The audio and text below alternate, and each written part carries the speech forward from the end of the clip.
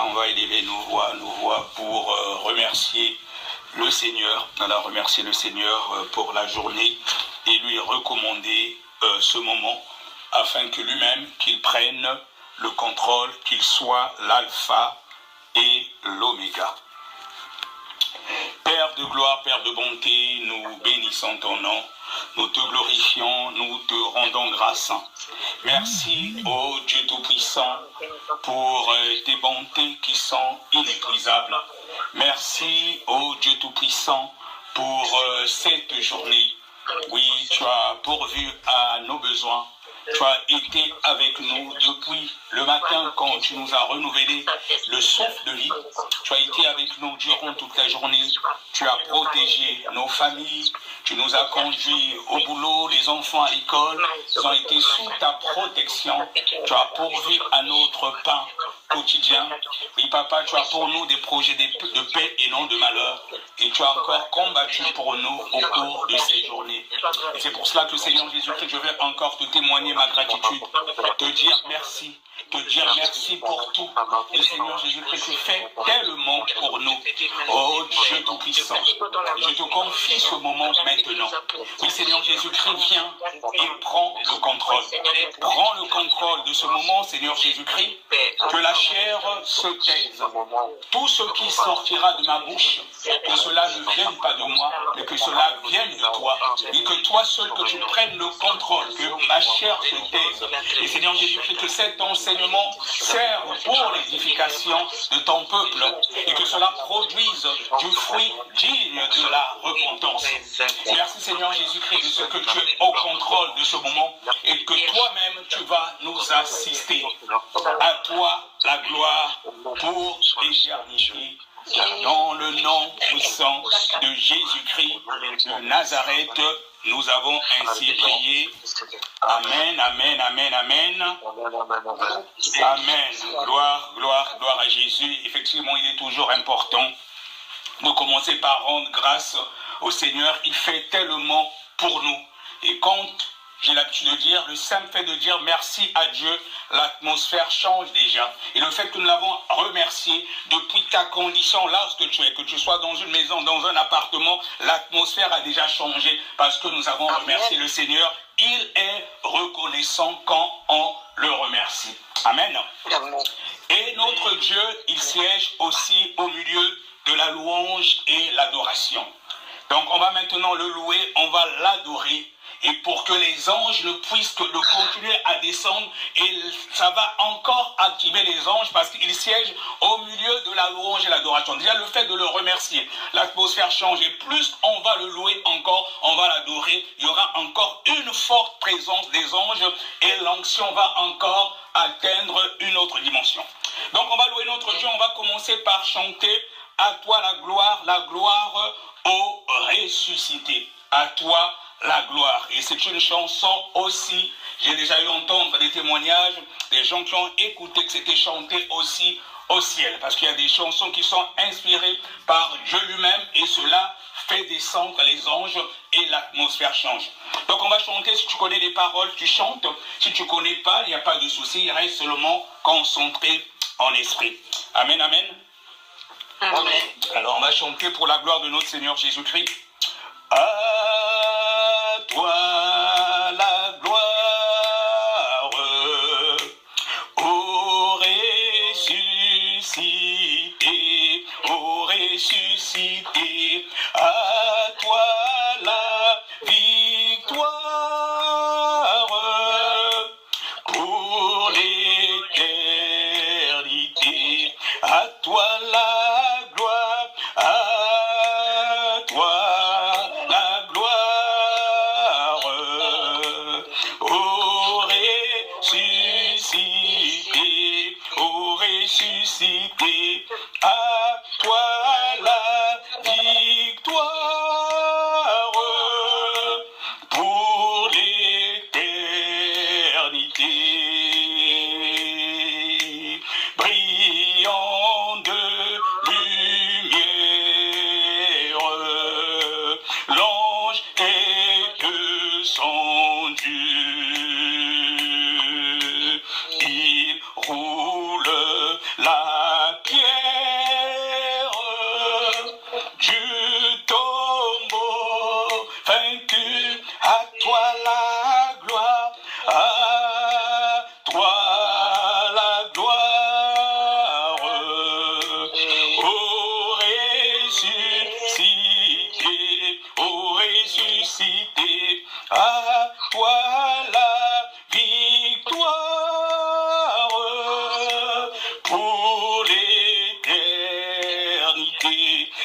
toi la gloire, à toi la gloire, ô ressuscité, à toi la victoire, pour l'éternité. Vois le paraître, c'est lui, c'est Jésus, ton sauveur, ton maître. Oh, ne doute plus, sois dans l'allégresse, peuple du Seigneur, et redis sans cesse que Christ est vainqueur. À toi la gloire, à toi la gloire, ô ressuscité, à toi la victoire, pour l'éternité. À toi la gloire, à toi la gloire,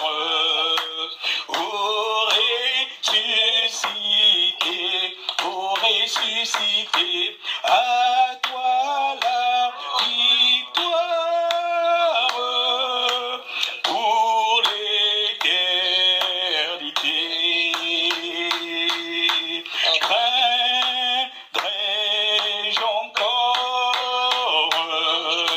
Il vit à jamais. Celui que j'adore, le prince de paix. Il est ma victoire, mon puissant soutien, ma vie et ma gloire. Non, je ne crains rien, à toi la gloire, à toi la gloire,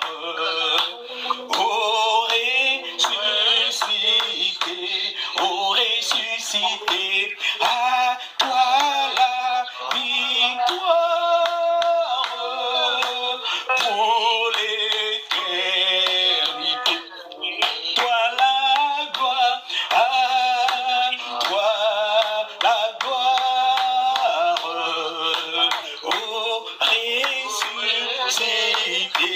ô ressuscité, à toi la victoire,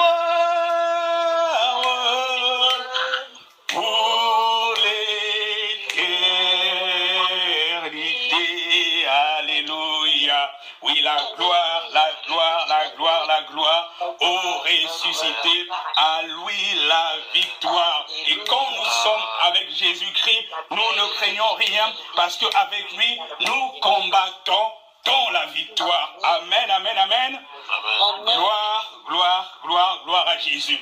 Alors donc l'atmosphère ne fait que changer, et toujours dans cet élan, on va encore chanter à l'agneau.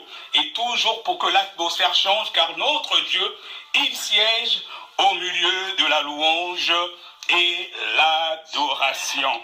Alléluia, gloire, gloire, gloire à Jésus. Pareil, si tu connais les paroles, tu chantes. Si tu ne connais pas, mais reste concentré en esprit. Quelque chose est en train de se passer. L'atmosphère ne fait qu'à changer. Alléluia. On va chanter à l'agneau, à l'agneau. On va commencer par le refrain. Tous les anges louent sa sainteté.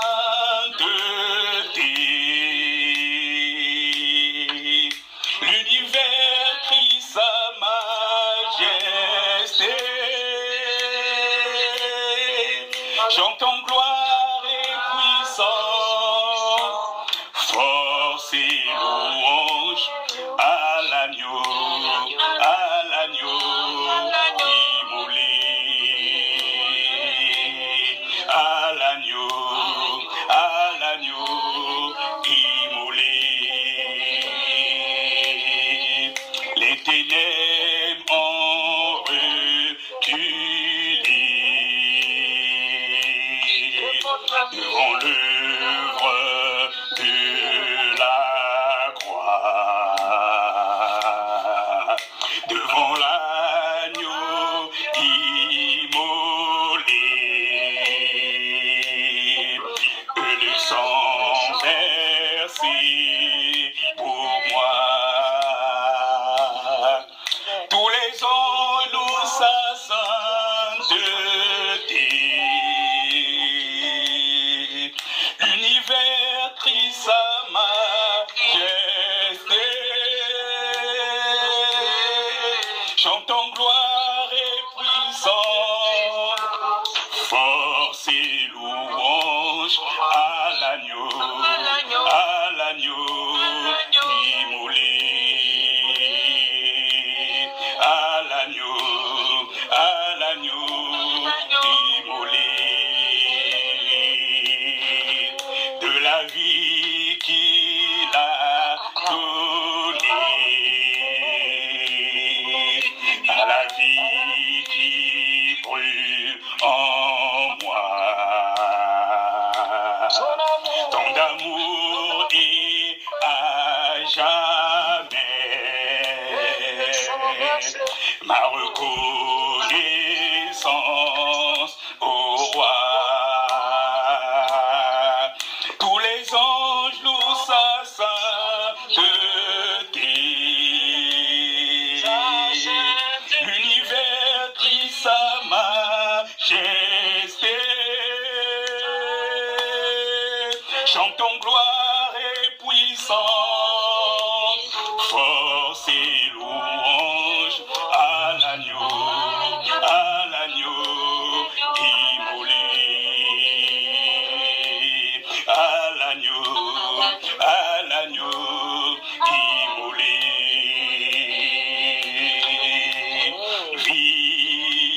Vivant, puissant,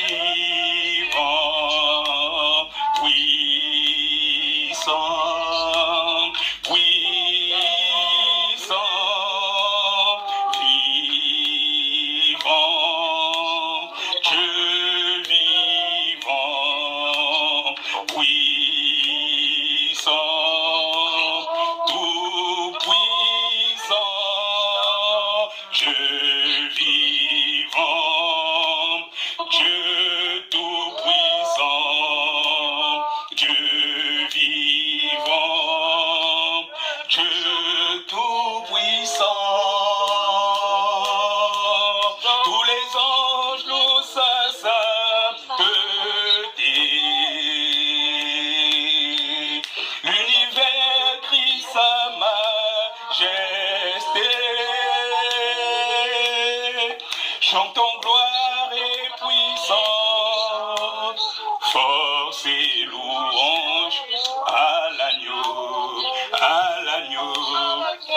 immolé,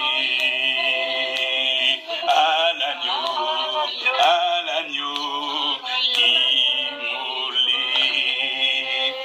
Alléluia, alléluia, alléluia. Oui, tous les anges louent sa sainteté, les cieux racontent sa gloire et toute la création glorifie son nom. Il est digne d'être loué, notre Dieu. Est-ce qu'on peut acclamer très très fort pour le roi des rois? On acclame, on acclame, on acclame, on acclame, on acclame, on acclame, on acclame. Oui, il est digne d'être loué, il est digne d'être adoré. En plus, nous sommes dans la semaine pascale. On acclame, on acclame, on acclame, on acclame, on acclame pour le roi des rois. Aucun autre Dieu n'est comparable à lui. Alléluia, gloire, gloire, gloire, gloire, gloire à Jésus. Amen, amen, amen, amen. Gloire, gloire à Jésus. Alors, bien-aimés, nous sommes dans la semaine pascale. Voilà. Nous sommes dans la semaine pascale et pour nous, les chrétiens, les disciples de Jésus, c'est Jésus qui est notre Pâques. Jésus est notre Pâques et ça sera d'ailleurs la thématique du jour. Jésus notre Pâques. Parce que pendant que nous célébrons la Pâques, nous les chrétiens, mais la Pâques, elle est aussi célébrée chez les Juifs, la Pâques juive, la Pâques hébraïque. Mais eux, ils la célèbrent encore comme à l'ancienne alliance. Et donc la Pâques, chez les Juifs, c'est Pessa. Ils célèbrent Pessa. Et Pessa, justement, qui correspond à la sortie des enfants d'Israël d'Égypte. Donc eux, ils ont commencé depuis le mercredi 1er avril et ça va durer environ une semaine, comme cela était célébré à l'époque. Donc eux, ils célèbrent Pessa, voilà leur Pâques, comme à l'ancien temps. Mais pour nous, les chrétiens, les disciples de Jésus, Christ est notre Pâques. Jésus est notre Pâques. Et on va revenir dessus. Je vais expliquer au fur et à mesure. Donc on va commencer par rapport à l'ancienne alliance. Nous allons aller dans le livre d'Exode, le verset 13. Exode, le verset 13. Si quelqu'un là, il peut le lire. Exode 12, le verset 13. Oui, mais Exode combien? Exode 12, le verset 13. J'ai trouvé. Je lis la parole de Dieu avec respect. Exode 12, verset 13. 13, oui.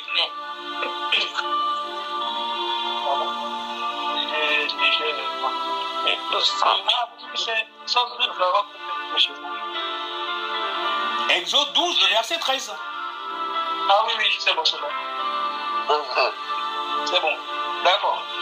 Exode, lis la parole de Dieu avec respect. Le sang vous servira de signe sur la maison où vous serez. Et je verrai le sang et je passerai par-dessus vous. Et il n'y aura point de plaie qui vous détruira quand je frapperai le pays d'Égypte. Amen, amen. Gloire à Jésus. Et donc là, nous sommes dans l'ancienne alliance. Et là, on parle déjà du sang.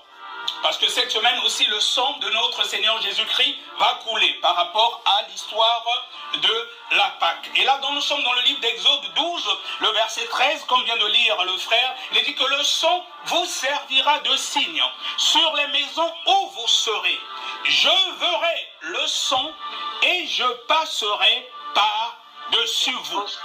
Et il n'y aura point de plaie qui vous détruise quand je frapperai le pays d'Égypte. Et donc, comme je disais d'entrée de jeu, là, on parle déjà du sang qui sert de signe. Bien aimé, en général, quand le sang sert de signe sur ta maison, les méchants, les sorciers ne peuvent t'atteindre. Quand tu as le sang qui sert justement de signe sur ta maison, et ce qui se passe, c'est comme ce que nous venons de lire dans le livre d'Exode 12, le verset 13, quand il sert de signe, si le méchant passe, il voit le sang, il passe au-dessus où il ne peut pas s'approcher parce que le sang en servant de signe sur ta maison, tu es quelque part protégé. Et donc dans la symbolique, dans l'ancienne alliance, c'était déjà comme cela. Quand le Seigneur, quand le Dieu Tout-Puissant a justement initié la Pâque. Là nous venons de dire que le sang vous servira de signe sur les maisons où vous serez. Je verrai le sang et je passerai par-dessus vous. Et il n'y aura point de plaie qui vous détruise quand je frapperai l'Égypte. Et donc pareil, quand le sang sert de signe sur ta maison, il ne peut pas avoir de plaie qui puisse te détruire. Et même quand il y a l'esprit de mort, quand il y a le sang qui sert de signe sur ta maison, un sorcier ne peut t'atteindre. Alors, que signifie donc la Pâque? Que signifie la Pâque? Donc, quand on voit la Pâque, en allant dans l'essence même du mot hébraïque, la Pâque, donc Pessa, ça signifie passage. Ça signifie passage. Et donc là, comme le cas du sang qui sert de signe sur ta maison, l'ange de la mort, il passe au-dessus. Donc, il passe au-dessus. Donc, c'est un passage. Et pareil, quand on parle de Pâques, avec l'étymologie, quand on entre dans l'origine du mot Pâques en hébreu, Pessa, ça signifie passage. Et donc, dans le passage, il y a aussi le passage de la mer Rouge. Quand les enfants d'Israël, ils traversent la mer Rouge, c'est un passage. Donc, Pâques, dans son essence, c'est passage. C'est ça le passage. En gros, la Pâque, c'est le passage. Donc, la Pâque, c'est le passage. Et quand on parle de Pâque, dans son essence, ça veut dire aussi passer outre ou sauter. Et c'est pour ça que quand le sang, dans Exode 12, le verset 13, est sur le linteau des portes des maisons des Israélites, l'ange de la mort, il passe outre ou il saute. Et c'est cela, en fait, la signification de Pâques, qui veut dire passage. Amen, amen. Amen. Alors, donc, en continuant, par rapport à ce qui s'est passé quand Dieu a initié la Pâque, il a donné un ordre à Moïse. Il a dit à Moïse que chaque famille israélite devait offrir un agneau en sacrifice et appliquer le sang sur le linteau de sa maison. Un agneau, et il devait appliquer le sang de cet agneau sur le linteau de sa maison. Et déjà cet agneau, c'est un agneau qui devait être sans tache. Un agneau qui devait être sans tache. Et cela préfigurait déjà le Seigneur Jésus-Christ. Donc quand le Dieu Tout-Puissant a initié la Pâque, il a donné un ordre à Moïse et à chaque famille israélite d'offrir un agneau en sacrifice et appliquer le sang sur le linteau de sa maison. Et quand on parle de linteau, justement, de la maison, de la porte de la maison, c'est quoi? Le linteau, en fait, le linteau, ce n'est qu'une sorte de pièce de pierre ou de bois, voilà, qui reposait, en fait, entre deux bâtons des portes, les deux bâtons étaient verticales, et le linteau sous forme horizontale en haut, ça pouvait être sous forme de pierre ou de bois, donc ça soutenait les deux bâtons en fait de la porte.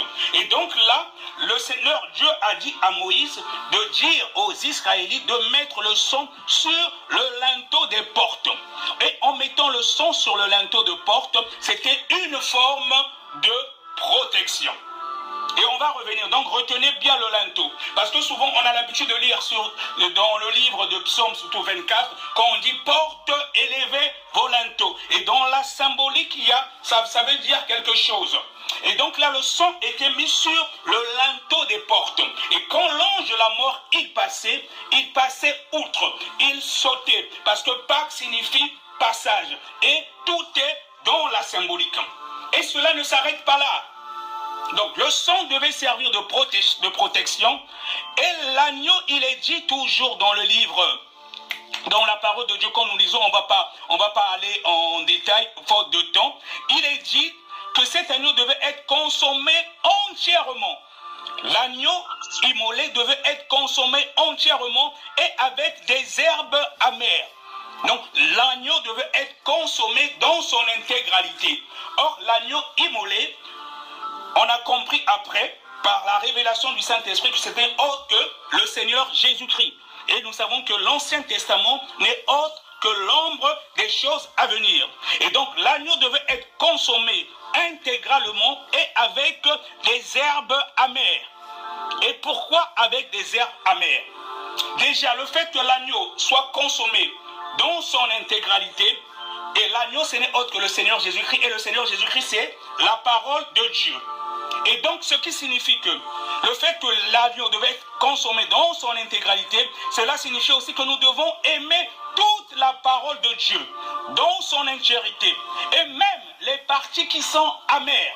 Donc, l'agneau devait être consommé dans son intégralité avec les herbes amères. Et tout comme la parole de Dieu, quand nous la consommons, nous devons la consommer dans l'intégralité, même les parties qui ne nous intéressent pas ou que nous n'aimons pas. Parce que l'agneau devait être consommé intégralement et avec les herbes amères. Parce que de nos jours, il y a certains serviteurs de Dieu qui font le tri. Ils prêchent certaines choses, ils ne prêchent pas d'autres. Donc, ils commencent maintenant à diluer la parole de Dieu. Et tout comme il y a des enfants de Dieu qui commencent à choisir des docteurs à eux, il va quelque part, il voit qu'on prêche sous la saine doctrine, ça ne l'intéresse pas, il quitte l'église, il va où ça l'intéresse. l'agneau devait être consommé dans son intégralité. Dans son intégralité et avec les herbes amères. Est-ce que vous m'écoutez? Oui, parce que tout à l'heure, j'ai vu que mon téléphone a essayé de sonner. Je me suis dit, j'espère que ça n'a pas coupé. Donc, il devait être consommé dans son intégralité et avec les herbes amères. Et donc, ça veut dire, quand nous lisons la parole de Dieu, quand nous la méditons, même s'il y a des choses qui ne nous intéressent pas, si Dieu a dit que c'est comme ceci, nous devons consommer la parole dans son intégralité, même les passages qui ne nous intéressent pas. Amen. Parce que l'Ancien Testament n'est autre que l'ombre des choses à venir.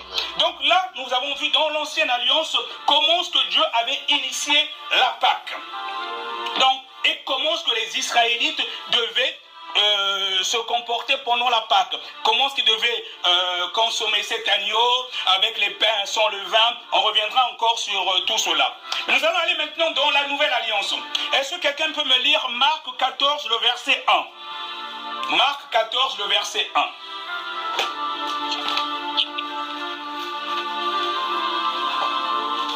Marc 14, le verset 1. Je lis la parole de Dieu au nom de Jésus. Amen. La fête de Pâques et des pains sans levain devait avoir lieu 2 jours après. Les principaux sacrificateurs et les scribes cherchaient les moyens d'arrêter Jésus par ruse et de le faire mourir. Amen. Amen. Sois béni, servante Rachel. Est-ce que tu peux lire aussi les versets 12 et les versets 13, s'il te plaît? Ou bien c'est quelqu'un d'autre là, les versets 12 et versets 13, toujours dans Marc 14. Amen. Le premier jour des pains sans levain, où l'on immolait la Pâque, les disciples de Jésus lui dirent: Où veux-tu que nous allions te préparer la Pâque? Et il envoya 2 de ses disciples et leur dit: Allez à la ville. Vous rencontrerez un homme portant une cruche d'eau, suivez-le. Quelque part. C'est bon, suivez-le. Amen. Amen. Gloire à Jésus. Alors donc là, ce sont les disciples. Là, on parle des disciples de Jésus et on parle aussi de Jésus lui-même. Donc, qui célébrait la Pâque? Mais là, il célébrait la Pâque à la façon dont cela avait été montré aux Israélites. Il célébrait avec le pain sans levain. Et là, il y avait un agneau pareil, un agneau immolé sans tache. Et à cette époque-là, ça durait 1 semaine. Comme font aujourd'hui les Juifs. Parce que les Juifs, ils célèbrent encore la Pâque comme c'était fait au temps des Israélites. Et donc là, nous venons de lire dans Marc 14, le verset 1, la fête de Pâques et des pains sans levain. La fête de Pâques et des pains sans levain. Et la Pâque se célébrait, et jusqu'à présent, ça se célèbre du côté dans le judaïsme avec le pain sans levain. Et c'est pour cela, comme nous sommes sur le fondement aussi des apôtres, on a vu que là, le Seigneur Jésus-Christ avait célébré aussi la Pâque avant sa crucifixion avec les disciples. Il célébrait pareil la Pâque avec le pain sans levain. Donc, quand on peut, l'idéal, c'est quand nous célébrons la Pâque et surtout quand nous prenons la scène, l'idéal serait de le faire avec le pain sans levain, si on peut. Mais si on n'a pas, souvent dans beaucoup d'églises, on essaie de s'adapter. Mais en principe, il faut le célébrer avec le pain sans levain. Donc là, nous venons de lire déjà que dans l'Ancienne Alliance, quand le Seigneur, il a initié la Pâque, les Hébreux célébraient la Pâque. Et dans la Nouvelle Alliance, la Pâque était toujours célébrée de la même façon. Et là, le Seigneur Jésus-Christ, avec ses disciples, s'apprêtait à célébrer la Pâque. Et c'est pendant justement la célébration de la Pâque, comme c'était prévu par le Dieu Tout-Puissant, que le Seigneur Jésus-Christ va justement mourir. C'est là qu'on va le crucifier. Parce que quand on parlait déjà de l'agneau, dans l'ancienne alliance, quand le Dieu Tout-Puissant avait donné la révélation d'abattre un agneau sans tache et sans sang, qui devait être sur les linteaux des portes, cela préfigurait autre que le Seigneur Jésus-Christ. Et là, nous venons de voir dans la Nouvelle Alliance pareil, le Seigneur et ses disciples, ils étaient prêts maintenant à célébrer la Pâque, justement avec cet agneau toujours immolé sans tache et avec le pain sans levain. Donc dans la Nouvelle Alliance aussi, c'était célébré de la même façon.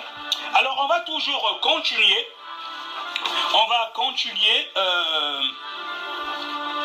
continuer dans 1 Corinthiens 5, les versets 7 à 8. 1 Corinthiens 5, les versets 7 à 8. Si quelqu'un l'a, il peut le lire. 1 Corinthiens 7, 5, les versets 7 à 8. Je lis la parole de Dieu avec respect. 1 Corinthiens 5, versets 7 à 8. C'est bien ça, oui. Faites disparaître le vieux levain, afin que vous soyez une pâte nouvelle, puisque vous êtes sans levain, car Christ, notre Pâque, a été immolé. Célébrons donc la fête, non avec du vieux levain, non avec un levain de malice, mais et de méchanceté, mais avec le pain sans levain de la pureté et de la vérité. Amen. Sois béni, mon frère. Et là, c'est l'apôtre Paul qui parle. Voilà, là nous sommes dans l'épître des Corinthiens. Donc on voit que les disciples de Jésus aussi, ils célébraient la Pâque. Mais là maintenant, la différence c'est que l'apôtre Paul, il leur dit, faites disparaître le vieux levain, afin que vous soyez une pâte nouvelle, puisque vous êtes sans levain. Car Christ, notre Pâque, donc là il est en train de leur enseigner maintenant que Christ est notre Pâque. Car Christ, notre Pâque, a été immolé. Célébrons donc la fête non avec du vieux levain, non avec un levain de malice et de méchanceté, mais avec les pains sans levain de la pureté et de la vérité. Je ne sais pas si quelqu'un est en train de comprendre. Et là, en fait, l'apôtre Paul, comme c'est quelqu'un que Dieu a donné beaucoup de révélations, et même parmi les apôtres, c'est même celui qui a beaucoup écrit, et c'est chez qui le Seigneur a donné beaucoup de révélations. Là, il les fait comprendre que c'est Christ qui est notre Pâque. Donc, on n'est plus, nous, en tant que disciples de Jésus, dans la condition où quand le Seigneur, le Dieu Tout-Puissant, a montré aux enfants d'Israël comment il fallait célébrer la Pâque. Là, l'apôtre Paul avait déjà la révélation que Christ est notre Pâque. Oui, parce que Christ est notre Pâque. Et là, il leur dit, faites disparaître le vieux levain, afin que vous soyez une pâte nouvelle. En fait, c'est ça le plus important. La nouvelle naissance. Puisque vous êtes sans levain. Car Christ, notre Pâque, a été immolé. Célébrons donc la fête non avec du vieux levain, non avec un levain de malice et de méchanceté, mais avec des pains sans levain de la pureté et de la vérité. Est-ce que quelqu'un est en train de comprendre? Parce que notre corps est en même temps le temple du Saint-Esprit. Et Christ est notre Pâque. Nous ne devons pas célébrer la Pâque avec du vieux levain. Nous ne devons pas célébrer la Pâque avec le vieux levain. Là, l'apôtre nous dit de faire disparaître le vieux levain afin que nous soyons une Pâque nouvelle. Puisque vous êtes sans levain, car Christ notre Pâque, il a été immolé. Célébrons donc la fête, non avec du vieux levain, mais ni avec un levain de malice, de méchanceté, mais avec les pains sans levain, de la pureté et de la vérité. Donc quand on parle de la pureté, cela rejoint encore la sanctification totale du corps, de l'âme et de l'esprit et de la vérité. Et quand nous recevons la vérité, nous recevons tout simplement Christ Jésus, parce qu'il est la vérité. Et la vérité, c'est donc sa parole. Donc quand nous le recevons au moyen du Saint-Esprit, c'est lui qui vient habiter en nous, et nous devons le célébrer dans la pureté. Et là, c'est l'apôtre Paul qui est déjà en train de leur enseigner cela, en disant que ce qui compte, c'est la sanctification totale du corps, de l'âme et de l'esprit, puisque Christ est notre Pâque. Et en plus, Christ, il vit en nous. Et c'est cela le plus important, de célébrer non pas avec le vieux levain, mais avec un levain pur et un levain de vérité. Et c'est cela le plus important. On va continuer. Alors, mais pourquoi célébrer la Pâque avec du pain sans levain? Est-ce que quelqu'un peut me dire pourquoi c'était célébré avec du pain sans levain?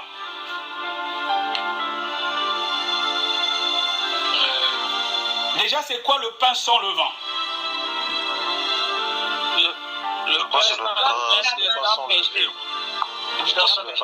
sans levure. Amen, amen. Maintenant, pourquoi ils célébraient la Pâque avec du pain sans levain? Et jusqu'à présent, dans certaines églises, et même nous, quand on célèbre la scène, on utilise le pain sans levain. Peut-être que le levain représente quelque chose de mauvais. Pardon? Ça ça déforme peut-être le pain en soi, donc dans le parallèle par rapport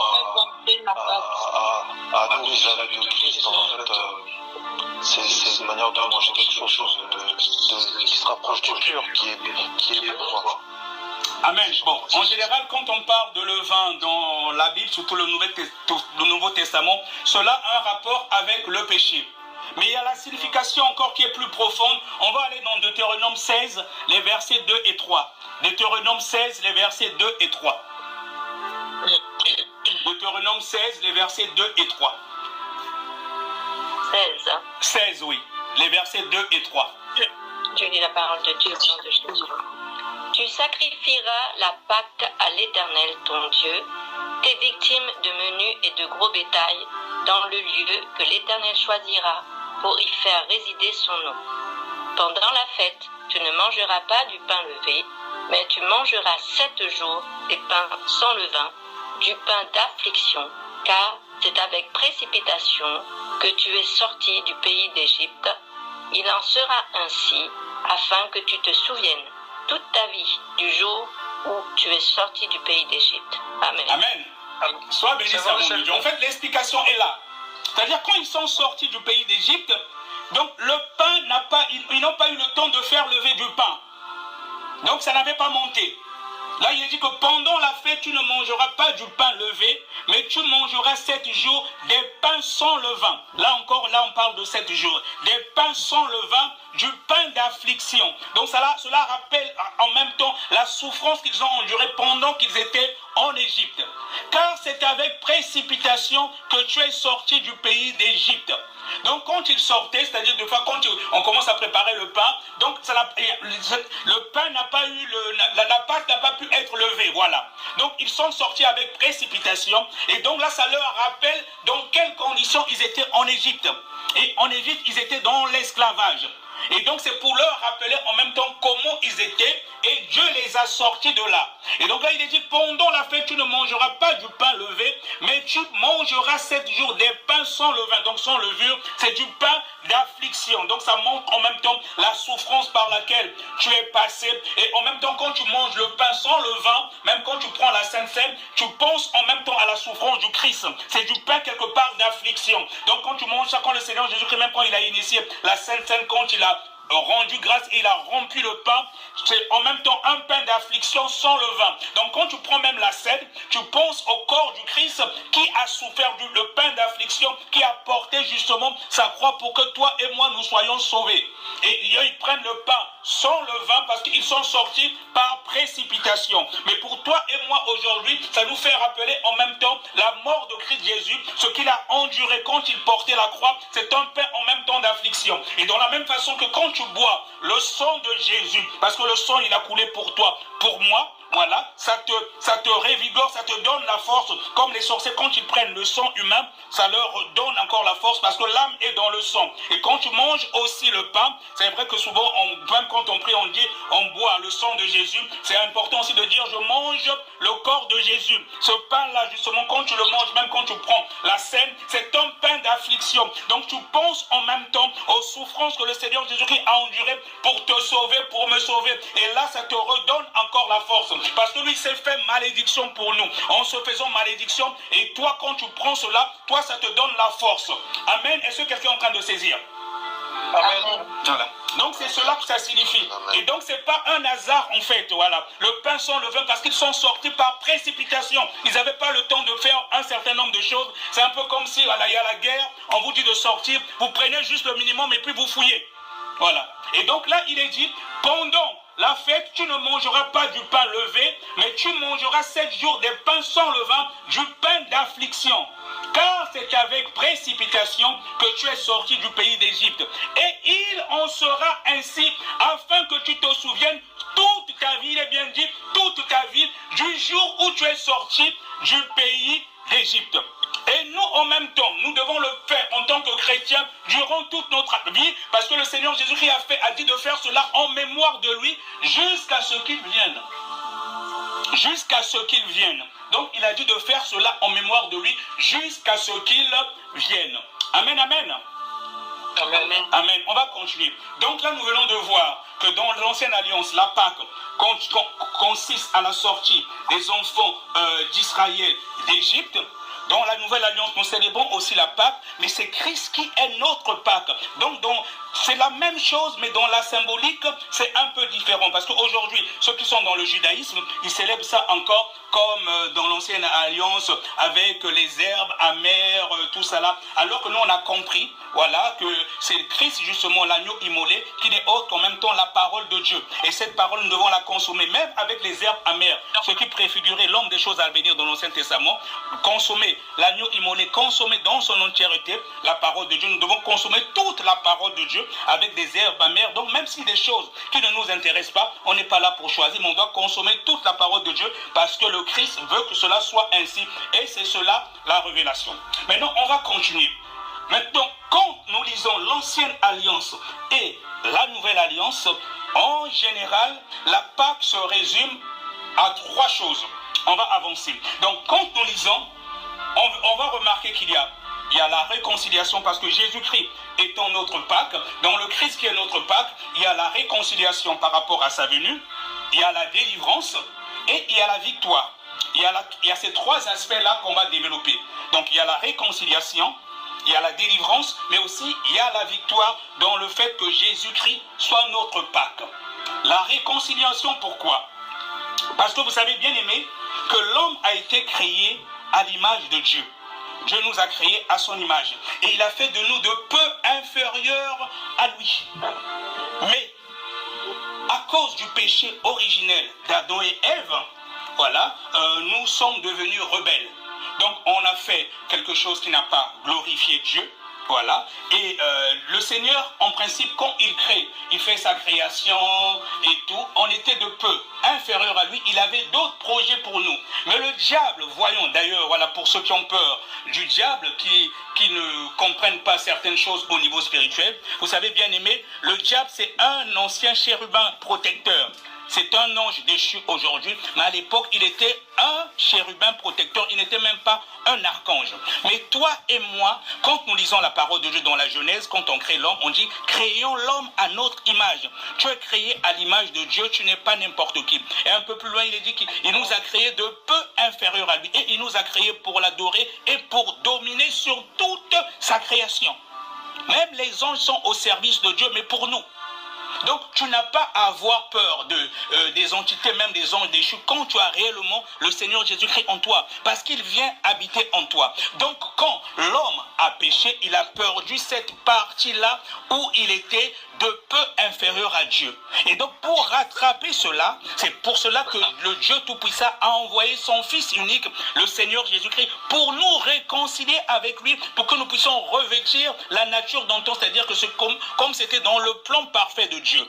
Et c'est pour cela qu'aujourd'hui, quand tu marches dans la sanctification totale du corps, de l'âme et l'esprit, tu connais réellement ton identité, tu peux même chasser, que ce soit même que si le diable est même dans un corps, on voit dans les délivrances, de fois quand on chasse, il y en a qui sont habités même de fois par Satan lui-même. Mais au nom de Jésus, on les chasse parce que quand tu marches dans la sanctification totale, donc tu revêts un peu la nature du commencement de quand Dieu il a créé justement Adam, c'est-à-dire que la puissance que Dieu avait donnée à Adam. Quand tu marches dans la sanctification totale, vu que ce n'est plus toi, c'est le Seigneur Jésus-Christ qui vit en toi. Donc les anges déchus, pour la plupart, voilà, c'est des comment on appelle ça, que ce soit des archanges déchus, Azazel et tout ce monde-là, Satan, toi et moi, nous sommes au-dessus d'eux. Parce que Dieu nous a créés de peu inférieurs à lui. Même les anges de Dieu, ils sont au service de Dieu pour nous. Donc chacun de nous a des anges. Donc tu n'es pas n'importe qui. Et ce qui est important, c'est ce moment, quand tu as compris, en marchant dans la sanctification totale, tu es créé de peu inférieur à Dieu. Quand tu marches, mon frère, ma soeur, tu es escorté par des anges. Et tu as de la valeur auprès de Dieu. C'est pour ça qu'il ne faut pas te sous-estimer et surtout ne même pas avoir peur.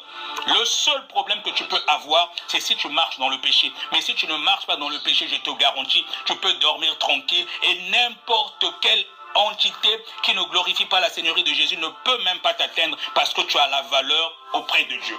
Donc Jésus notre Pâque. Et donc dans le fait qu'il soit notre Pâque, le premier volet qu'il faut retenir, c'est la réconciliation avec Dieu par rapport au péché originel. Est-ce que quelqu'un peut lire dans Romains 5, les versets 10 à 11? Romains 5, les versets 10 à 11. Romains 5, 10 à 11.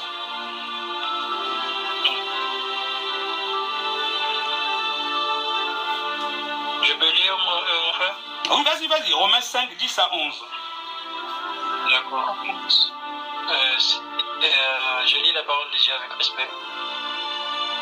Car si, lorsque vous étiez ennemis, nous avons été réconciliés avec Dieu par la mort de son Fils, à plus forte raison, en étant réconciliés, serions-nous sauvés par sa vie. Et non seulement cela, mais encore, nous glorifions en Dieu par notre Seigneur Jésus-Christ, par qui maintenant nous avons obtenu la réconciliation. La parole du Seigneur. Amen. Sois béni mon frère. Donc le premier volet c'est la réconciliation avec Dieu. Et c'est ça vraiment le rôle de Christ. Parce que quand on a péché, c'est-à-dire que c'est le péché qui met une séparation entre nous et Dieu. Et donc pour nous réconcilier avec Dieu, il a envoyé son Fils unique qui a pris cette enveloppe charnelle, qui a souffert comme nous. Il a souffert, son sang a coulé pour nous. Et c'est pour ça que quand nous le recevons comme notre Seigneur et Sauveur, au moyen de son esprit qui vient habiter en nous, c'est lui-même qui habite en nous. Nous sommes désormais réconciliés avec Dieu. Et c'est pour ça que quand tu marches en conformité avec sa parole, tu revêts la nature de Christ Jésus. Donc tu viens, c'est-à-dire que tu redeviens un peu comme ce que Dieu voulait à l'origine. Parce que c'est le péché qui met une séparation entre nous et Dieu. Et donc quand tu payes, c'est comme si tu disais à Satan, tu es mon chef, je te glorifie, voilà. Et quand tu essaies de marcher en conformité avec la parole de Dieu, tu adores Dieu et c'est le Christ qui vit en toi, tu es rempli du Saint-Esprit. Mais quand tu pêches, comme il est dit dans les livres d'Ésaïe 59, les versets 1 et 2, c'est le péché qui met une séparation entre nous et Dieu. Et c'est pour ça que même quand on fait les délivrances, on commence toujours par un temps de confession et de renoncement. Parce que tant que tu n'as pas confessé quelque chose, il y a le péché, il y a des démons, parce qu'à chaque péché, il y a un démon. Et donc il faut d'abord renoncer à ces démons-là. Et comme ça, quand les démons-là, ils seront fragilisés, quand on va dire par, ils vont sortir plus facilement. Amen. Donc le premier volet, c'est avant tout la réconciliation quand on parle de Christ et notre Pâque. Maintenant, le deuxième volet, c'est quoi? C'est la délivrance. C'est la délivrance. Donc quand on considère que Jésus est notre Pâque, il y a déjà la réconciliation. Nous sommes réconciliés avec Dieu. Mais après, il y a aussi la délivrance dans le fait que le Seigneur Jésus-Christ soit notre Pâque. Est-ce que quelqu'un peut prendre Luc 4, le verset 18? Luc 4, le verset 18.